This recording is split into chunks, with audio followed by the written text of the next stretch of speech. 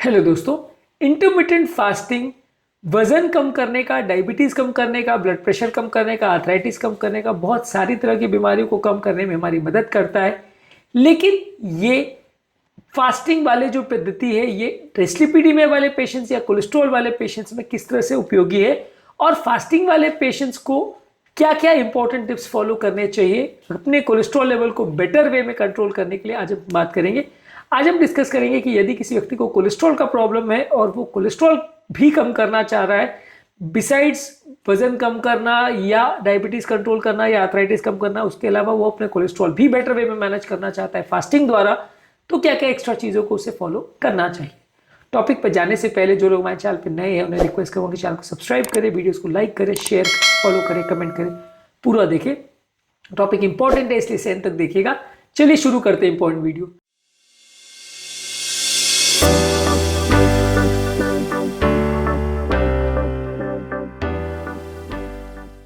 सबसे पहले कि फास्टिंग विंडो जब आपका 16 घंटा है, आप वो कर रहे हो, उस दौरान आप कुछ नहीं खा रहे हो, उस दौरान आप सिर्फ पानी पी रहे हो, तो डेफिनेटली आपका वजन कम होगा, डायबिटीज कंट्रोल होगा, इंसुलिन रेजिस्टेंस कम होगा, मेटाबॉलिक सिंड्रोम कंट्रोल होगा।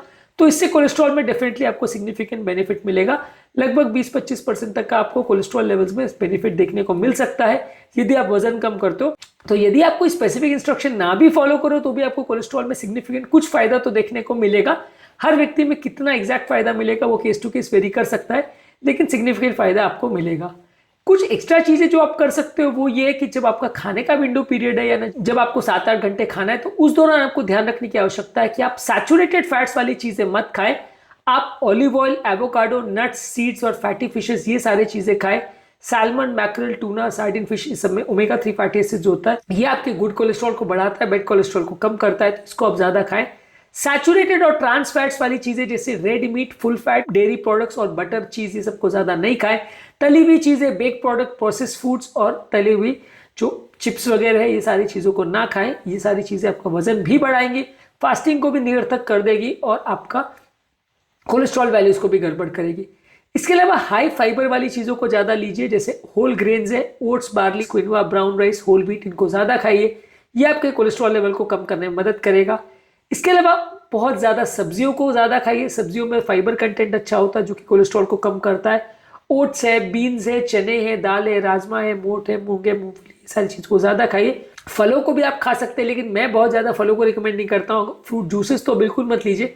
फ्रूट्स भी अगर ले रहे हैं तो एप्पल है, संतरा है, मौसम्बी है, नाशपाती है, अमरूद है, कीवी है, एवोकाडो है, इन फलों को ले सकते हैं, पर कोशिश करिए कि खाने के बदले इनको लीजिए।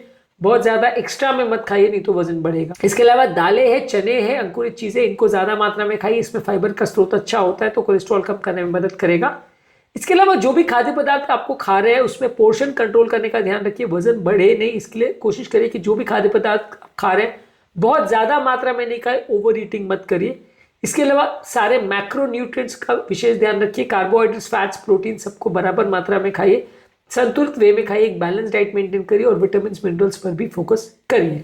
इसके अलावा ज्यादा मात्रा में पानी पीजिए और 2 से 3 लीटर पानी पीने से आपकी भूख भी कम होगी, आपका फास्टिंग भी बेटर होगा। शुगर वाले ड्रिंक्स जैसे चाय, coffee, cold drinks, fruit juices, ये सारी चीजों को बिल्कुल बंद रखिए। इसके बदले पानी, हर्बल ट्री या नॉन शुगर कंटेनिंग बेवरेजेस को ले सकते हो।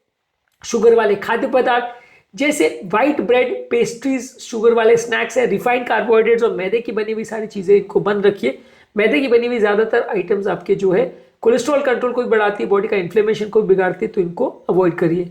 जो खाद्य पदार्थों में हिडन शुगर्स है इनको भी अवॉइड करिए। कई चीजों में हाई फ्रक्टोज कॉर्न सिरप, माल्टोडेक्स्ट्रीन और माल्टोज ऐसी चीजें होती है जो कि आपका शुगर वैल्यूज को बढ़ाती है। ये शुगर एक्चुअल में चीनी नहीं होता है, लेकिन चीनी से भी ज्यादा खतरनाक होता है और बॉडी में और ज्यादा नुकसान करता है।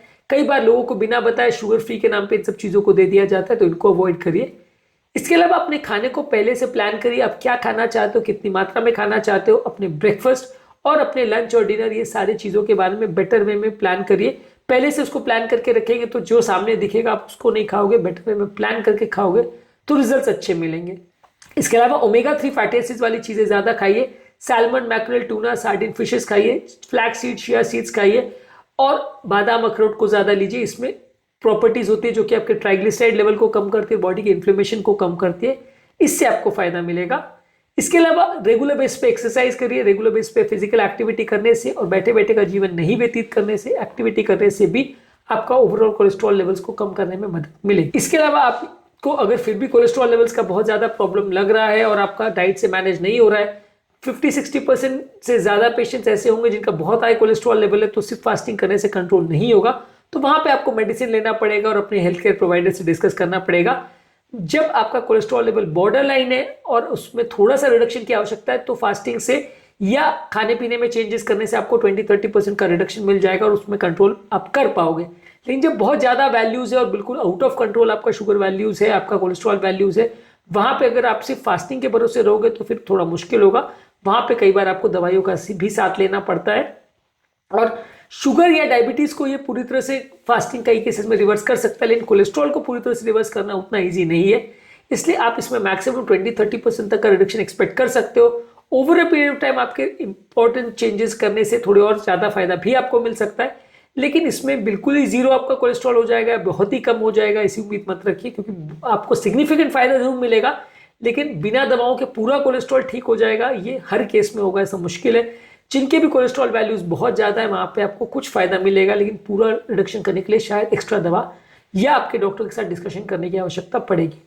आज के टॉपिक में हमने बात करी कि अगर कोई व्यक्ति को कोलेस्ट्रॉल का प्रॉब्लम है और वो इंटरमिटेंट फास्टिंग करना चाहता है, तो क्या क्या चीजों को उसका विशेष ध्यान रखना चाहिए ताकि उसको कोलेस्ट्रॉल कंट्रोल करने में भी एक्स्ट्रा फायदा मिले।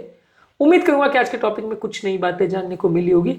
कोलेस्ट्रॉल कंट्रोल संबंधित और भी खाने पीने में क्या चीजों का ध्यान रखने की आवश्यकता है, उस पर हमने अलग से वीडियोस किए, उनको जरूर चेकआउट करें। टॉपिक एंड करने से पहले जो लोग हमारे चैनल पे नए हैं उन्हें रिक्वेस्ट करूंगा कि चैनल को सब्सक्राइब करें, वीडियोस को लाइक करें, शेयर करें, फॉलो करें, कमेंट करें, पूरा देखें।